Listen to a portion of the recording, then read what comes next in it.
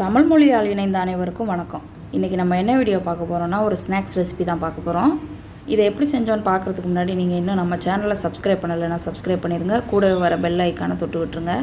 இது ரொம்ப ஈஸியாக வீட்டில் உள்ள பொருளை வச்சு நம்ம செஞ்சிடலாம். 3 உருளைக்கிழங்கு, 1 கப் அவல், இதை வச்சு தான் நம்ம செஞ்சுருக்குறோம். வாங்க இதை எப்படி செஞ்சோன்னு இப்போ பார்த்துடலாம். இதுக்கு 1 கப் அவலை ஃபஸ்ட்டு மிக்சியில் நல்லா பொடி பண்ணிப்போம். இப்போ அவலை எடுத்துக்கலாம். நம்ம 1 கப் அவல் எடுத்தாச்சு. அவலை நல்லா மிக்சியில் பவுட்ரு பண்ணி எடுத்துக்குவோம். நல்லா பவுட்ரு ஆகிட்டு இப்போ 3 உருளைக்கிழங்க நல்லா வேக வச்சு எடுத்துருக்கிறேன்.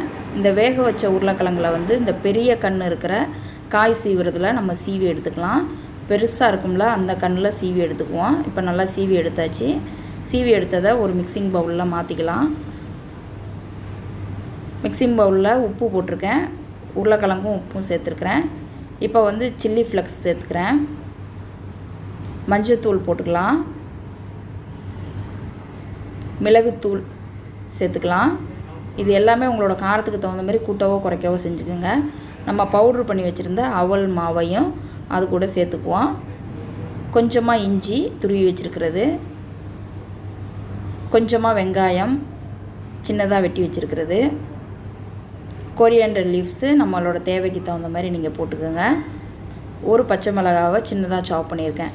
நம்ம சில்லி ஃப்ளக்ஸும் போட்டிருக்கோம், பச்சை மிளகாவும் போட்டிருக்கோம். அதனால் உங்கள் காரத்தை நீங்கள் பார்த்துக்கோங்க. இப்போ நல்லா கொஞ்சமாக தண்ணி ஊற்றி, ரொம்ப தண்ணி ஊற்றிடாதீங்க.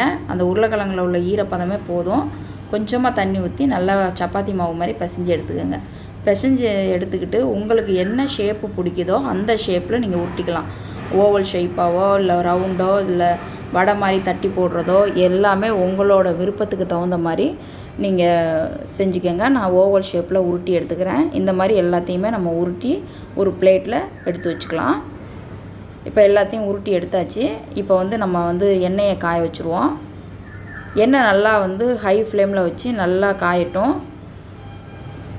இப்போ எண்ணெய் நல்லா காஞ்சிருச்சு. காஞ்ச எண்ணெயில் நம்ம உருட்டி வச்சுருந்த உருளைக்கிழங்கு எல்லாத்தையும் ஒன்று ஒன்றா மெதுவாக சேர்த்துக்கோங்க. உடஞ்சிடாத அளவுக்கு சேர்த்து போட்ட உடனேயே திருப்பி விட்டுறாதீங்க, உடஞ்சிரும். கொஞ்சம் நேரம் நல்லா வேகட்டும். வெந்ததுக்கப்புறம் நம்ம திருப்பி விடலாம். இது ரொம்ப ஈஸியாகவே நம்ம செஞ்சிடலாம். குழந்தைங்களுக்கு ஈவினிங் டைமில் செஞ்சு கொடுத்தா உடம்புக்கு ரொம்ப நல்லது. இதில் வேறு எதுவும் காய் உங்களுக்கு சேர்க்கணுன்னு நீங்கள் நினச்சிங்கன்னா கூட சின்ன சைஸாக நீங்கள் சேர்த்துக்கலாம். சின்னதாக கட் பண்ணி சேர்த்துக்கோங்க.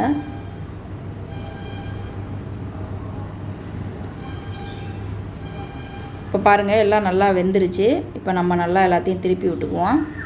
திருப்பி விடும்போது பார்த்து திருப்பி விடுங்க. உடஞ்சிடாத அளவுக்கு பார்த்து பொறுமையாக திருப்பி விடுங்க. நல்லா கோல்டன் ப்ரௌன் வந்ததுக்கப்புறம் நம்ம எல்லாத்தையும் எடுத்துடலாம். அவ்வளோதான், நம்மளோட ஸ்நாக்ஸ் ஈஸியாக ரெடி ஆகிட்டு. கண்டிப்பாக ட்ரை பண்ணுங்கள். நம்ம சேனலில் சப்ஸ்கிரைப் பண்ணுங்கள். உங்கள் ஃப்ரெண்ட்ஸோடு ஷேர் பண்ணுங்கள். இந்த மாதிரி எல்லாத்தையும் நம்ம போட்டு இப்போ எடுத்துடலாம். மிச்சம் இருக்கிற எல்லாத்தையுமே நம்ம போட்டு எடுத்துருவோம்.